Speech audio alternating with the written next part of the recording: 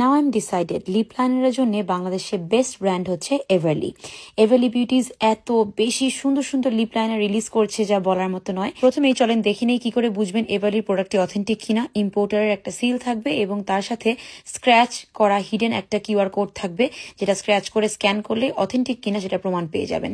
Now let's watch their new eyebrow pomade. এটা হচ্ছে dark brown shade এবং second হচ্ছে ইবনি শেডটা, সাথেই ব্রাশ দেওয়া থাকছে, সো আলাদা করে পারচেস করার প্রয়োজন নেই। এখন আমি নতুন যে লিপ লাইনারগুলো সেগুলোকে সোয়াচ করে দেখাচ্ছি, আপনারা পজ করে করে কালারগুলো নেম স্ক্রিনশট করে নেবেন।